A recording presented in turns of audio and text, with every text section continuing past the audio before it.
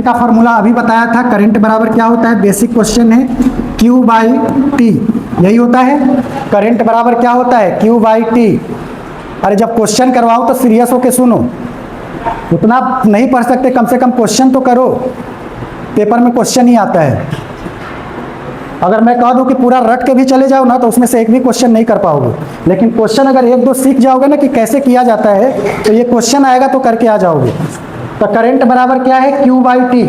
अब यहाँ पर देखो कहीं भी नहीं बोला है कि Q की वैल्यू दिया है, तो 10⁻7 इलेक्ट्रॉन। तो कल मैंने क्या बताया था, Q किसके बराबर होता है, Ne के बराबर होता है, अपॉन में T। अब सब चीज दे रखा होगा, 10⁻7 इलेक्ट्रॉन, यानी N की वैल्यू कितना है, 10⁻7 इलेक्ट्रॉन। इलेक्ट्रॉन पे चार्ज कितना होता है, बता रहे, इलेक्ट्रॉन पे चार्ज कितना होता है, इलेक्ट्रॉन पे चार्ज कितना होता है,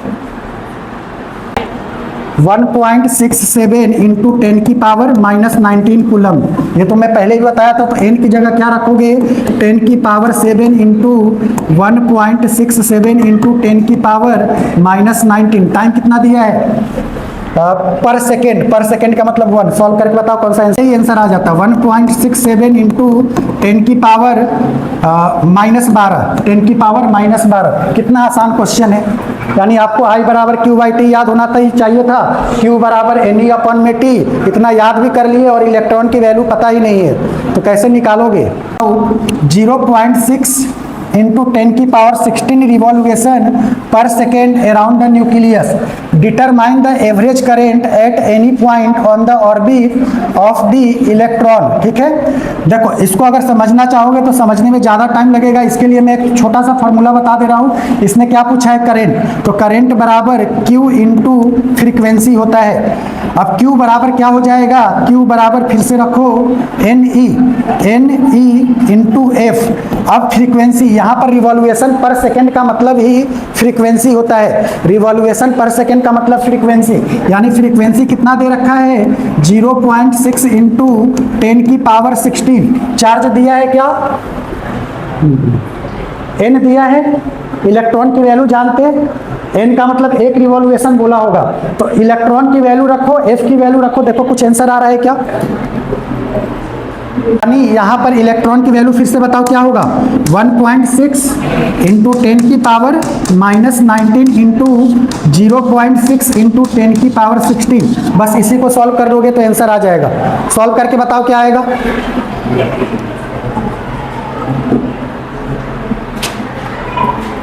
सॉल्व करके बताइए क्या आएगा। सबसे पहले 10 की पावर को सॉल्व करो, देख लेता हूँ। 1.6 में 6 से मल्टीप्लाई करोगे, 1696 यानी 0.96 आएगा। अब 10 की पावर को देखो, -19 + 16 कितना हो जाएगा, -3। तो यहाँ पर 0.96, 10 की पावर 3 कितना होता है, माइनस मिलीमीटर। तो 0.96 मिलीमीटर कौन सा ऑप्शन है। तो ये था आपका second question. Third question conceptual है, एक बार बताओ इसका आंसर क्या होगा। ड्रिफ्ट वेलोसिटी की वैल्यू होती है 10⁻⁻4 मीटर पर सेकेंड। अब इसी के आधार पर बताओ कौन सा आंसर होगा। आपसे बोला है the velocity of charge carrier of current about 1 ampere in a metal under normal condition, किसमें होगा। पहला बोला है फ्रैक्शन ऑफ मिलीमीटर पर सेकेंड। वेलोसिटी ऑफ लाइट तो ज़्यादा होता है, इसके बराबर नहीं होगा। सेवरल थाउजेंड नहीं होगा, फ्यू हंड्रेड नहीं होगा। अरे 10⁻⁻4 का मतलब समझ रहे हो, 1/10⁻4। ये कितनी वैल्यू कम होगी, तो फ्रैक्शन ऑफ मिलीमीटर पर सेकेंड हो जाएगा। तो थर्ड क्वेश्चन का ये आंसर था। क्वेश्चन नंबर 4 का आंसर बताओ, एक बार पढ़ो क्या दिया है और क्या पूछ रहा है। को लेमडा से डिनोट किया जाता है, लेमडा यानी मीटर, लेमडा मानी मीटर। डिस्टेंस दे रखा है कितना, 4 इंटू 10⁻⁻8 मीटर।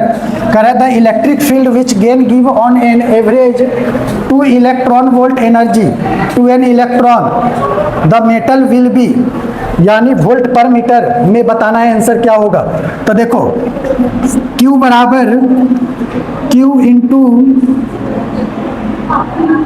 यहाँ पर वर्क डन यानी एनर्जी, वर्क डन बराबर Q इंटू डेल्टा V हो जाएगा, Q इंटू डेल्टा V।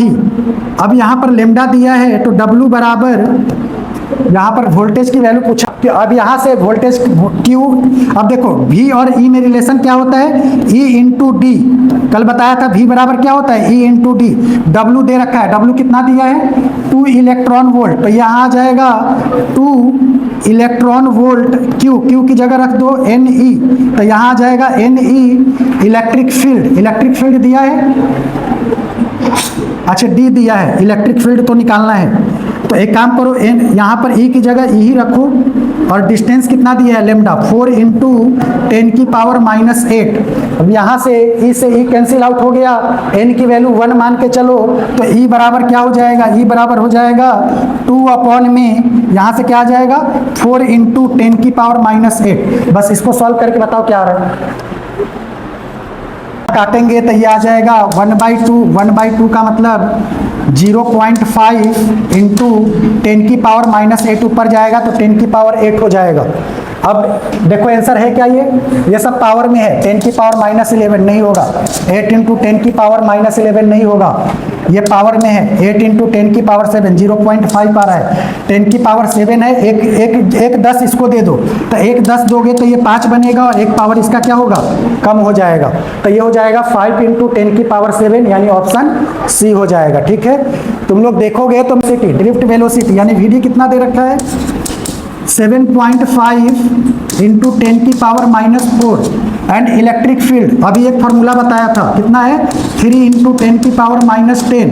अब आपसे बोला है मोबिलिटी, तो मोबिलिटी का फॉर्मूला क्या होता है, ड्रिफ्ट वेलोसिटी अपॉन में इलेक्ट्रिक रखूंगा, 7.5 इंटू 10 की पावर -4 अपॉन में 3 इंटू 10 की power -10।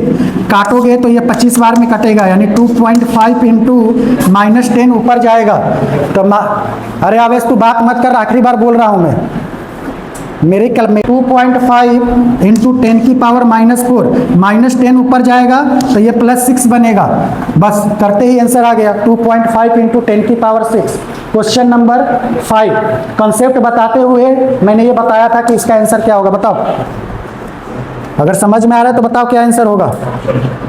Option yes, option A is the right answer. मैंने बोला था कि जिसका एरिया कम होगा, जैसे मान लो इसका एरिया ए है, और यहाँ पर एरिया क्या है, A1 है, और यहाँ पर A2 है, तो जाहिर सी बात है इसका एरिया क्या है, कम है, और इसका एरिया ज़्यादा है। तो अगर बोला है कि विच इज करेक्ट, यानी जे क्या है, करंट डेंसिटी, तो जिसका एरिया कम उसका करंट डेंसिटी ज़्यादा, तो यहाँ पर दे रखा है कि करंट डेंसिटी ए का बी से ज़्यादा है। ठीक है, तो ऑप्शन नंबर क्वेश्चन नंबर 6 का ऑप्शन क्या हो गया, ए। क्वेश्चन नंबर 7 सोचो क्या बोल रहा है, ग्राफ दे रखा है, और ग्राफ देकर बोला है कि from the graph between current I and voltage V shown below identify the person corresponding to negative resistance.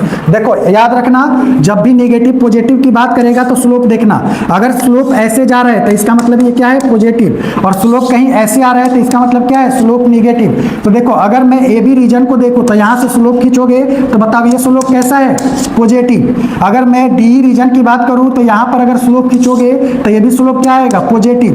BC reason की बात करूं स्लोप क्या आएगा, पॉजिटिव। लेकिन सीडी रीजन पे जब स्लोप खींचोगे तो ये नीचे की तरफ आ रहा है, यानी कौन से रीजन में आपका स्लोप निगेटिव है उसी का रेजिस्टेंस निगेटिव होगा। कौन से रीजन में है बताओ, सीडी रीजन में, तो इसका आंसर ए हो गया। समझ में आया। तो जब भी प्लस और माइनस की बात करेगा तो आप स्लोप देख लेना। क्वेश्चन नंबर 7 के बाद क्वेश्चन नंबर 8, और मैं जिससे पूछूं electrical resistance of a certain wire iron is R. अब कह रहा है कि लेंथ एंड रेडियस दोनों को मैंने क्या कर दिया, डबल कर दिया। पहले लेंथ एल था, अब लेंथ को मैंने 12 कर दिया। पहले रेडियस आर था, अब रेडियस को मैंने क्या कर दिया, 2r। तो कह रहा है कि द रेजिस्टेंस इतनी बात तो पता चल रहा है कि रेजिस्टेंस चेंज होगा, लेकिन रजिस्टिविटी या स्पेसिफिक रेजिस्टेंस चेंज नहीं होता है। तो पहले उसी को टारगेट करो कि वो कहाँ चेंज दिया है। The resistance will double and specific resistance half. सिर्फ इतना नॉलेज रहता ना तो आप पकड़ लेते कि ए ऑप्शन नहीं होगा, क्योंकि स्पेसिफिक रेजिस्टेंस चेंज नहीं होता है। अब थर्ड इसका ऑप्शन बताओ, the resistance will half and the specific resistance, यहाँ पर क्या किया, चेंज कर दिया, यानी सी ऑप्शन भी नहीं होगा। डी ऑप्शन पे दाओ, the resistance and the specific resistance will both remains unchange. कुछ सॉल्व करने की जरूरत नहीं थी, इसने बोला कि जो रेजिस्टेंस है वो चेंज नहीं होगा और रजिस्टिविटी भी चेंज नहीं होगा। तो रजिस्टिविटी तो चेंज नहीं होगा ये पता है, लेकिन इतना कॉमन सेंस जरूर कर रहा है कि क्या है, रेजिस्टेंस चेंज होगा। तो इस ऑप्शन से ही आप क्या मार देते, बी। कुछ सॉल्व करने की जरूरत नहीं थी। अगर सॉल्व करना चाहते हैं तो रेजिस्टेंस का फॉर्मूला क्या होता है, रो एल बाई ए। अब लेंथ को क्या किया इसने, रो लेंथ को किया है दुगना, तो 2l अपॉन में रेजिस्टेंस की जगह यानी एरिया आएगा तो 2r का क्या हो जाएगा, होल स्क्वायर। तो यहाँ पर रो 2l अपॉन में 2 का स्क्वायर 4r स्क्वायर। तो देखो ये हाफ हो गया ना, तो इसलिए बोला है the resistance will half and specific resistance क्या हो जाएगा, अनचेंज। स्पेसिफिक रेजिस्टेंस चेंज नहीं होगा। तो ये क्वेश्चन नंबर 8 था। क्वेश्चन नंबर 9 का आंसर, यानी मास का रेशियो दे रखा है, ये मास है m1 m2 m3 का रेशियो कितना दे रखा है, 1:3:5 and their length are in the ratio यानी L1 L2 L3 का रेशियो दे रखा है 5:3:1। बस जितना दिया मैंने उतना लिख लिया। आगे बोला है the ratio of their electrical resistance. तो रेजिस्टेंस का फॉर्मूला क्या होता है, R बराबर रेजिस्टेंस का फॉर्मूला क्या हो जाएगा, रो एल बाई ए। तो यहाँ पर अगर मैं रो एल बाई ए करूँगा, R बराबर रो एल बाई ए, तो यहाँ रो एल बाई ए। इस क्लास में अगर 2-3 भी बच्चे सीरियसली पढ़ेंगे ना, तब भी मेरे को पढ़ाने में मजा आएगा। बच्चे तो ध्यान ही नहीं दे रहे बिल्कुल। तुम लोग लिखते क्यों नहीं कुछ, थोड़ा ये सब लिखा उसको लिखो। तो R बराबर रो एल बाई ए हो गया। अब देखो क्वेश्चन में दिया है मास और यहाँ दिया है लेंथ, लेकिन यहाँ तो मास का कहीं कंसेप्ट आ ही नहीं रहा है, लेंथ का कंसेप्ट है।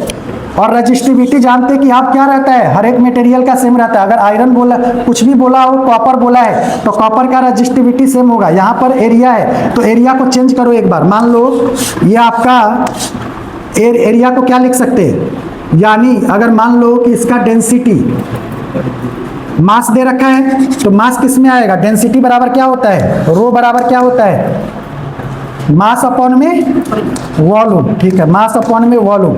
तो रो बराबर मास, मैं मास की वैल्यू निकाल रहा हूं, तो मास बराबर क्या हो जाएगा, देखो मास बराबर हो जाएगा डेंसिटी, मैं डी लिख रहा हूं ताकि रो और रो में कंफ्यूज ना हो। तो यहां पर क्या हो जाएगा, डेंसिटी इंटू वॉल्यूम। और किसी चीज का वॉल्यूम क्या होता है, डी इंटू वॉल्यूम क्या होता है, area into distance, area into D. तो मैं यहाँ पर एरिया मतलब मास की जगह, मास को एरिया को रिप्लेस करूँ, एरिया को रिप्लेस करना था, तो एरिया बराबर आ जाएगा मास अपॉन में डेंसिटी इंटू लेंथ। बस रिप्लेस करो, आंसर आ जाएगा। तो सिग्मा तो ऐसे ही रहेगा, लेंथ को ऐसे ही रखो, एरिया को रिप्लेस करो, मास अपॉन में रो इंटू एल से पलटी मारोगे तो ये जाएगा ऊपर, ये सिग्मा ऐसे ही रहेगा, और ये डेंसिटी है, ये डेंसिटी है, और एल स्क्वायर ऊपर चला गया और नीचे क्या आ जाएगा, एम। यानी इतना करने का मतलब समझ रहे हो, मैं लेंथ और मास में रिलेशन निकाल लिया।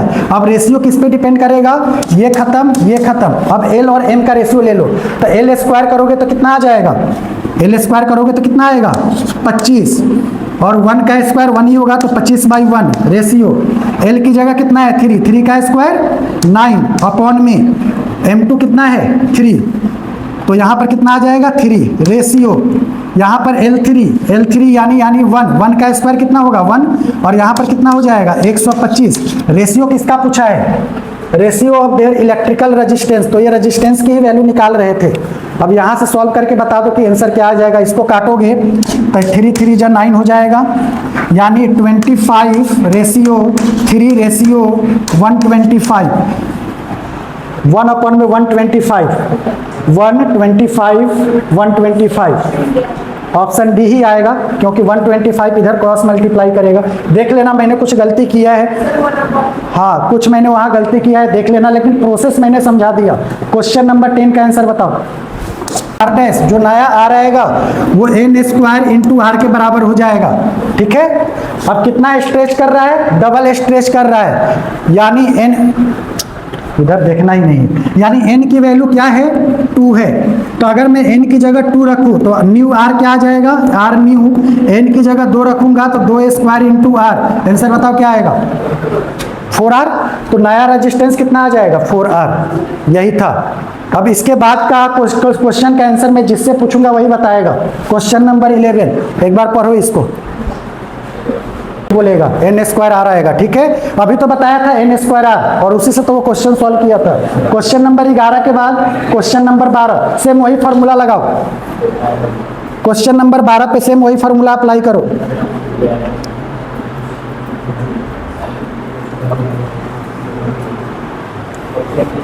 क्या बात है, ऐसे ही बोला करना, चाहे तुक्का ही मार लेकिन बोला कर और ध्यान दिया कर। देख तुक्का भी मार रहा है, इसका मतलब क्लास में तू इंगेज कर रहा है, और बातें करोगे तो तुम कुछ ध्यान ही नहीं दे रहे हो। तो ये wire of resistance 4 ohm, resistance दे रखा है 4 ohm, twice its original length, यानी एन की वैल्यू दे दिया 2, तो कह रहा है नया रेजिस्टेंस क्या होगा, तो आर न्यू बराबर N square into R, N की वैल्यू रखोगे 2, 2 का स्क्वायर आर 4, 2 का स्क्वायर 4, 4 16 ओम। समझ में आया?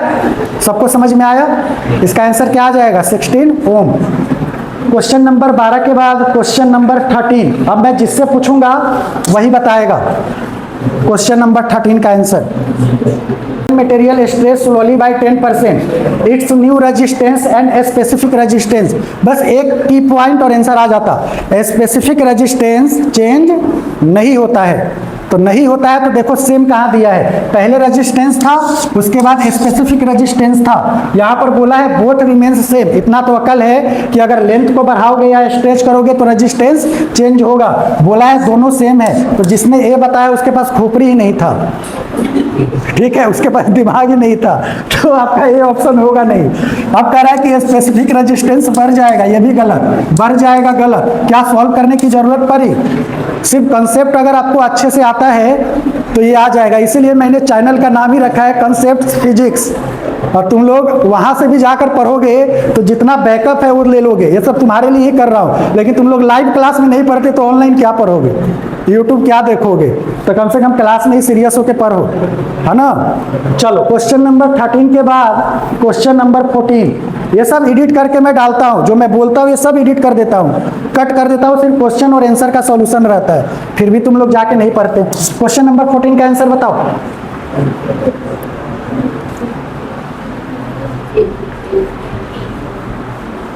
स्ट्रेच का कंडीशन आएगा तो स्ट्रेच में जो रेजिस्टेंस होगा वो L अपॉन में, देखो L का स्क्वायर हो जाएगा, सुनना ध्यान से, L का स्क्वायर होगा, ऊपर मैंने बताया था। तो अगर रेजिस्टेंस में कितना चेंज आएगा तो डेल्टा R बाई आर निकालोगे ना, तो इसके पावर को नीचे लाओगे 2 into delta L by L. अब लेंथ में कितने % का चेंज दिया है, 1% का, कोई बात नहीं, इसका आंसर आ जाएगा 2%, यानी आंसर क्या आ जाएगा 2%। पावर को नीचे शिफ्ट करना था, ठीक है। नेक्स्ट क्वेश्चन नंबर, हाँ इसका आंसर बताओ 15 का। हाँ ए बी जल्दी बोलो क्या होगा। ये तो जब पढ़ा रहा था नीट 2020 का क्वेश्चन है। Which of the flowing graph represent a variation of resistivity with temperature, और कॉपर के लिए है, तो कॉपर क्या है, कंडक्टर है, तो कंडक्टर के केस में टेम्परेचर बढ़ाने से रजिस्टिविटी बढ़ता है। तो देखो ये कम हो रहा है, ये तो होगा नहीं, ये कम हो रहा है, ये तो होगा नहीं, ये ज्यादा हो रहा है और ये ज्यादा हो रहा है, तो ग्राफ थोड़ा ऐसे जाएगा, तो ए ऑप्शन हो जाएगा, ठीक है। क्वेश्चन नंबर 15 के बाद क्वेश्चन नंबर 16, मैं जिससे पूछूंगा वही बताएगा, और मैं किसी से भी पूछ सकता हूं। क्वेश्चन नंबर 16 का आंसर बताओ, अभी नहीं, जिससे पूछूंगा वो बताएगा।